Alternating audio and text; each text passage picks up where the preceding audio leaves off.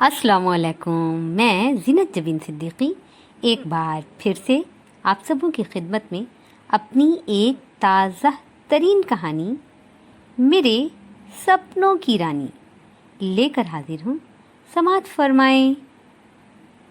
नाम था मेरा राहुल। सब राहुल ही पुकारते थे, स्कूल में भी और कॉलेज में भी। फिर कॉलेज के चौथे साल में था कि मुझे वो मिल गई। देखिए, मैं वो कह रहा हूँ और आप लोगों के लब मुस्कुरा रहे हैं। अब झूठ मत बोलिए, मुस्कुराए थे, मैंने अपनी आँखों से देखा है। बिल्कुल ऐसी ही मुस्कुराहट मेरे लबों पर भी आई थी जब मैं उसे पहली बार देखा था। हाँ, तो मैं कह रहा था, मुझे वो मिल गई। उसके मिलते ही दोस्त यार मुझे मजनू कहने लगे। मुझे ये नाम भी बड़ा पसंद आया। मैं वो सुहानी सी शाम कभी नहीं भूल सकता जब वो कंधे पर स्कूल बैग और हाथ में आइसक्रीम पकड़े सड़क के किनारे चल रही थी और मैं दोस्तों के साथ नुक्कड़ में खड़े एक ठेले पर चाय पी रहा था। वो मुझे नज़र आई तो मैं नज़रें न हटा सका। कौन है ये? मैंने पास खड़े अपने एक दोस्त को क्यों मार कर उसकी तरफ इशारा किया तो वो, अरे इसे दूर ही रहो, अभी हफ्ता भर पहले ही तुम्हारे घर के बगल वाली मकान ख़रीदा है इसके पापा ने, वो कह रहा था। और मेरी नज़रें उस पर ठहर कर रह गई थी। वो चलते चलते एक बलून वाले के पास रुक गई। कंधे पर बैग, हाथ में आइसक्रीम, और अब वो बलून ख़रीद रही थी। बलून बहुत बड़ा था, उसकी कद के बराबर। वो पैसे देकर बलून दोनों हाथों से पकड़े चली आ रही थी। आइसक्रीम पिघल रहा था। मैं लपक कर उसके पास पहुंच गया। लाओ, बलून मैं पकड़ता हूँ, तुम आइसक्रीम खाओ कहकर मैंने बड़े प्यार से उसे देखा तो वो मुस्कुराई और बलून छोड़ दी। अब वो मेरे साथ चल रही थी। मैं राहुल, तुम्हारे बगल वाले मकान में रहता हूँ, आज ही बड़े भैया के घर से आया हूँ, मैं उसे बता रहा था। और वो मेरी बातों से बेखबर मगन मगन सी आइसक्रीम खा रही थी। अपनी गली में मुड़ने से पहले उसकी आइसक्रीम ख़त्म हुई और वो अपना बलून लिए चलती बनी। ये थी मेरी उससे पहली मुलाकात। उस पहली मुलाकात के बाद वो मुझे कहीं नज़र नहीं आई। हाँ, उसके पापा से मुलाकात होती थी, लंबे चौड़े, बड़ी मूंछों वाले। सड़क पर निकलते तो लड़के इधर उधर हट जाते। गुस्सा नाक पर धरा होता था। बातें बड़ी रौब से करते थे। हम जैसे तो उनके किसी खाते में ही नहीं थे। ना बाड़ी शाड़ी थी, ना उनकी तरह रौब। हाँ, तो मैं कह रहा था, वो आइसक्रीम वाली, बलून वाली मुझे कहीं नज़र न आई। मेरा दिल बेचैन हो रहा था। शाम नुक्कड़ पर खड़ा रहता कि वो फिर नज़र आ जाएगी, मगर नहीं। हार कर मैं अपनी छत पर आ गया। उसे देखे 10 रोज़ हो गया था। मैं उसे देखना चाहता था, इसलिए चुपके से बगल वाली छत पर झांका तो वो तार पर कपड़े फैलाती हुई आंखें निकालकर मुझे देखी। फिर बोली, ये क्या हरकत है, पापा को बुलाऊं क्या? वो गले फाड़ कर बोली तो मैं झींप गया।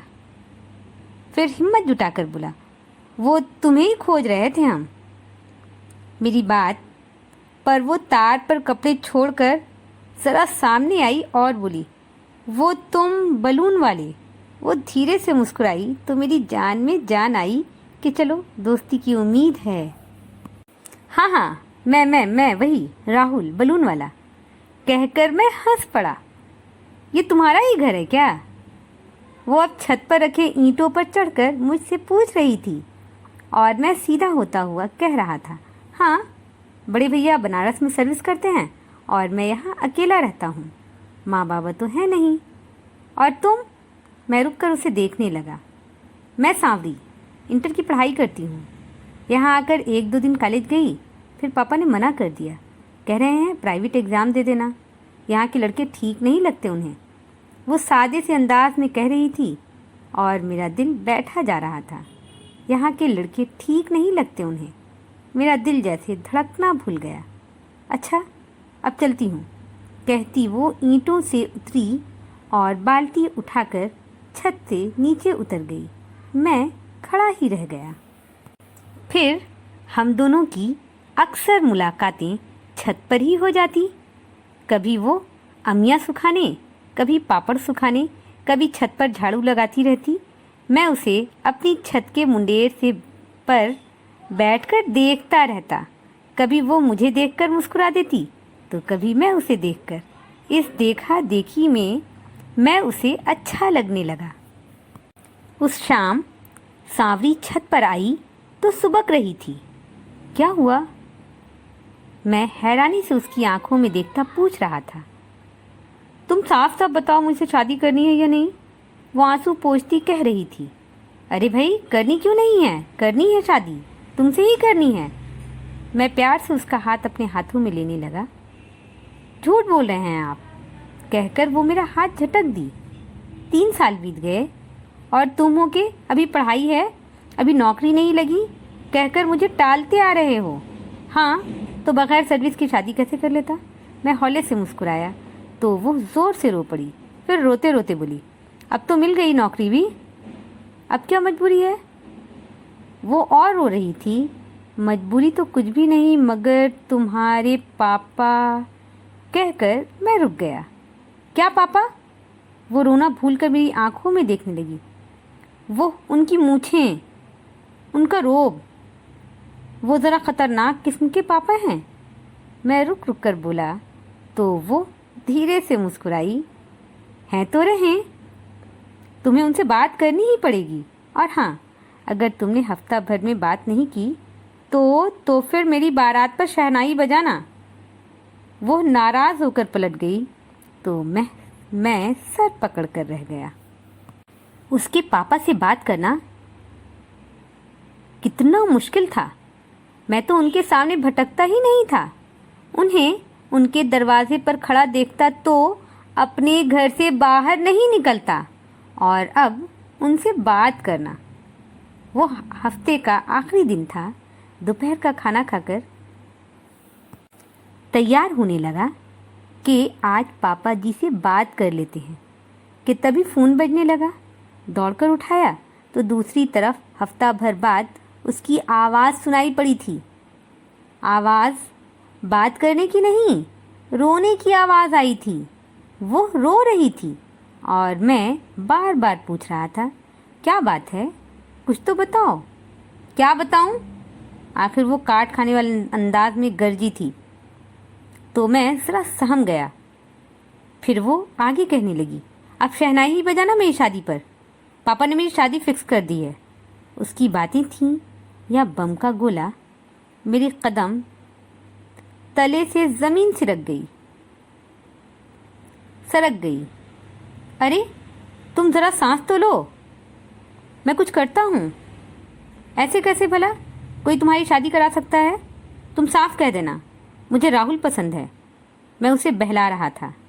मैं कुछ नहीं बोलूँगी, बड़े आए, मुझे राहुल पसंद है, कहकर वो फ़ोन रखी तो मैं भागकर अपनी छत पर आ गया। फिर अपने छत से उसके छत पर और छत से उसके आंगन में झांका तो वो पेड़ के नीचे बने चबूतरे पर मोबाइल पकड़े बैठी सुबक रही थी। सांवली, मैंने उसे हौले से पुकारा तो वो सर उठाकर मुझे देखी और आंखें साफ करती हुई कुछ इशारे करने लगी। मैं कुछ ना समझते हुए कह रहा था, देखो सांवली, मेरा यकीन करो, मैं तुम्हारे पापा से आज बात करने वाला था। देखो, मैं शादी तुमसे ही करूँगा, 10 बार जाऊँगा तुम्हारे पापा के पास। मैं रवानी से कह रहा था कि तभी छत पर पायल की आवाज़ सुनाई दी। मैं मुड़ा। आंटी थी मेरे पीछे खड़ी, मेरी बातें सुन रही थी। अब मैं समझ गया कि सांवरी यही इशारा कर रही होगी कि मम्मी ऊपर जा रही हैं। मैं सर झुकाए चुपचाप अपनी छत की तरफ जाने लगा कि तभी उनकी आवाज़ आई। कब से जानते हो सांवरी को? आवाज़ पर मैं जाते जाते रुक गया। 3 सालों से मैं सर झुकाए खड़ा था कि तभी सांवरी भी बेतरतीब होती सांसों के साथ छत पर आ गई थी। शादी करोगे सांवरी से? मम्मी का अंदाज बड़ा काटदार था। जी करूँगा, पापा से बात भी करूँगा और उन्हें मना भी लूँगा। मेरे अंदर की बेचैनी बाहर निकल रही थी। मम्मी तीखी नज़रों से मुझे सर से पैर तक देखते हुए बोली, बड़ा मुश्किल है, मना लो तो ठीक है। कहते हुए वो जुमला अधूरा छोड़कर सांवरी का हाथ को साथ लिए छत से नीचे उतर गई। मैं सर पकड़कर रह गया। अब मैं फिर से उधेड़-बुन में पड़ा था। कुछ समझ नहीं आ रहा था क्या करूं। पापा जी हर रोज़ सुबह छत पर योगा किया करते थे। योगा कम और मुझ जैसे लड़कों को अपनी बॉडी शाडी दिखाकर डराते ज़रा ज़्यादा थे। तेल की मालिश वाली बॉडी थी उनकी। मैं सुबह छत पर आ गया। वो भी थे अपने छत पर। मैंने चोर नज़रों से उन्हें देखा। वो योगा में मगन थे। मैं बेमकसद इधर उधर टहलने लगा। बार बार उनकी तरफ देख लेता कि कब वो मुझसे देखें तो मैं उन्हें गुड मॉर्निंग कहूँ। 2-4 मिनट के बाद मेरी नज़रें उनसे मिली तो मैं उन्हें गुड मॉर्निंग कहने वाला था, मगर गुड के बाद मॉर्निंग निकल ना पाया। क्या गुड? यानी तुम हमें बताओगे कि मैं वर्जिश कर रहा हूँ? वो ठीक है। वो मेरे गुड पर चरागपा होते हुए ईंटों के ऊपर चढ़ आए थे। वो पापा जी नहीं अंकल जी, वो गुड मॉर्निंग कह रहा था कि गुड निकल पड़ा। मैंने हाथ जोड़कर कहा तो वो ठीक है कहकर योगा मैट उठाकर छत से नीचे उतरे और उनके उतरते ही मम्मी मसाले लगे आम के टुकड़ों से भरा थाल लिए छत पर आ गई। फिर टाट पर लटका कपड़ा उठाकर उसे छत पर बिछाती हुई मुझे देखकर मुस्कुराई। फिर बोली, कर ली बात? नहीं, वही करने वाला था, मगर पापा जी कुछ सुनने को तैयार ही नहीं है। मैं खिसियाना हो रहा था। वो कपड़े पर एक एक आम के टुकड़े फैला रही थीं। मेरी बात पर हाथ रोककर मुझे देखीं, फिर बोली, शादी ब्याह की बातें ऐसी छतों पर, रास्तों में, चौराहे पर थोड़ी होती है। अरे मेरे घर आओ, अंकल से मिलो, नौकरी के बारे में बताओ। फिर हाँ तो हाँ, नहीं तो नहीं। मैं उनकी बातें ख़त्म होने से पहले छलांग मारकर उनके छत पर था और आम के टुकड़े कपड़े पर फैलाते हुए कहने लगा, नहीं मम्मी जी, मैं सांवरी के बगैर। कहते कहते मैं रुक गया। ठीक है, शाम घर पर आकर अंकल से मिलो, कहती वो थाल उठाकर चली गई। तो मैं सर हिलाता अपनी छत की तरफ आ गया। फिर सारा दिन मैं इसी उधेड़ बुन में रहा कि शाम बात कैसे की जाए। बहुत हिम्मत जुटाकर शाम को मैं मिठाई का डब्बा लिए उनके घर पर था। बिल की आवाज़ पर पापा जी बाहर आए, मुझे सर से पैर तक देखा, फिर बोले, गुड मॉर्निंग तो कह चुके थे, गुड इवनिंग कहना है क्या? उनके अंदाज पर मैं मुस्कुराया, फिर बोला, वो अंकल जी मेरी सर्विस लगी है। कहकर मैंने मिठाई का डब्बा उन्हें पकड़ाया तो वो ज़रा साइड होकर मुझे रास्ता दिया कि तभी आंटी की आवाज़ आई, वो अंकल मेरी सर्विस लगी है। कहकर मैंने मिठाई का डब्बा उन्हें पकड़ाया तो पहले वो मुझे सर से पैर तक देखे, फिर डब्बा पकड़ते हुए बोले, चलो ठीक है। अभी उनकी बात ख़त्म भी नहीं हुई थी कि मम्मी की आवाज़ सुनाई दी, अरे उसे अंदर तो बुलाएं। ये क्या, दरवाजे पर खड़ा कर रखा है आपने? मम्मी की आवाज़ पर अंकल ज़रा किनारे हुए तो मैं धीरे से अंदर चलाया। फिर चाय पी ली, नाश्ता कर लिया, आंटी से गपशप हो गया। बस वही नहीं हुआ जिसके लिए आया था। 1 घंटे बाद मैं उठने लगा। आंटी सर झुकाए बैठी थी। अंकल ने एक लफ्ज़ भी नहीं कहा था। अच्छा मैं कल आऊँगा, कहकर मैं उठ गया। कल किस लिए? अंकल अखबार से सर उठाकर पहली बार मुझसे मुखातिब हुए थे। मैं उठते उठते बैठ गया। सांवरी से शादी की बात करने। मम्मी जी मुस्कुरा कर बोली तो मेरे सामने अंधेरा छाने लगा कि जाने अब क्या होगा। कल भी बरखुरदार चाय नाश्ता करके निकल जाएंगे। शादी की बात क्या खाक करेंगे ये। अंकल ने मुस्कुरा कर कहा तो मेरी जान में जान आई और मैं अपनी जगह से उठकर उनके कदमों के पास हाथ जोड़कर बैठ गया। अंकल प्यार से मेरे सर पर हाथ रखते हुए बोले, तुम्हारी आंटी ने मुझे उसी दिन बता दिया था जब तुम सांवरी से आंगन में बात कर रहे थे। मैंने ही उसे कहा था कि वो तुमसे कहे कि मुझसे शादी की बात करे, मगर तुम कहते। उन्होंने अपना जुमला अधूरा छोड़ दिया, मगर मैं हिम्मत ना जुटा सका। कहकर मैंने सर झुका लिया। ये तुम्हारी शराफत है। मुझे तुम पहले से पसंद थे। बड़ा अच्छा स्वभाव है तुम्हारा। और फिर तुम मेरी सांवरी को पसंद हो। मुझे और क्या चाहिए?